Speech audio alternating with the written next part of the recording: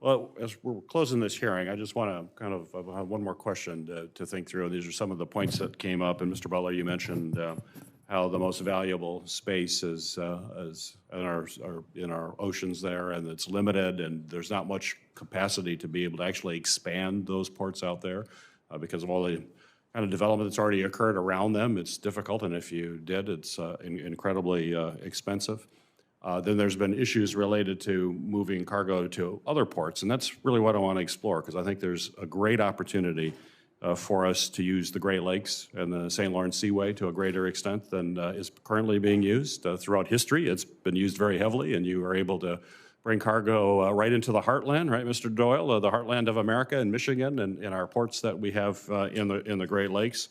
And if you're going to expand ports and have the capacity, you mentioned sometimes the capacity isn't there. If you're going to invest in capacity, it's a whole lot cheaper to do that with ports throughout the whole Great Lakes system that can handle additional freight that's coming in. But you have to have equitable access to federal resources, and you have to be held to the same standards. We find that the standards for Great Lakes ports are different than they are at other ports around the country, and that includes standards related to CBP and security issues. My question for you, Mr. Regan, is how would smaller seaports factor in and thinking about the Great Lakes and other areas, as long as there's equitable distribution of resources to make sure those ports can make the kinds of investments necessary? We know how powerful those investments can be. What are your thoughts? I think they can play a really important role in expanding our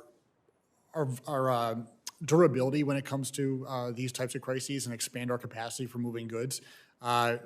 I think the more the investment that we make into these ports, are capable of receiving larger vessels and capable of transporting them more quickly to rail and truck facilities, that is going to be the key to making sure they're successful.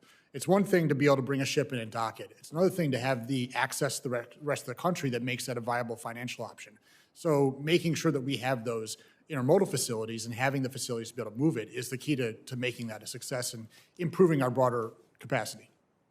Right, and certainly there's no shortage of intermodal capacity in the industrial Midwest with significant rail assets and highways and material that comes through there. Mr. Doyle, I'm sure if material came through the Port of Monroe, that's a whole lot closer to you than someplace else, and an opportunity for us to grow economies in those areas while also dealing with what is a significant problem. So certainly would look forward to chatting with each of our witnesses in the future about how we can think that through, because I think it's certainly an option that needs to be fully considered. I'd like to reiterate my appreciation for each of our witnesses. Thank you so much for being here today. This is a big issue, it's an important issue, and it's a complex issue. And we need to all get together and put our heads together to think through how we deal not just with the short-term issues, as you mentioned, Mr. Doyle, for king for a few moments, which it's always good to be king. But it's not just the short-term issues, but the long-term issues. This is not something that's going to go away anytime soon, and it will continue to be complex. And we will continue, this committee will continue to explore those issues. From ocean shipping to the intermodal issues when you get here to the United States as well. The hearing record will remain open for 2 weeks. Any senators that would like to submit questions for the record should do so within 2 weeks. And with that, this hearing is now concluded and adjourned.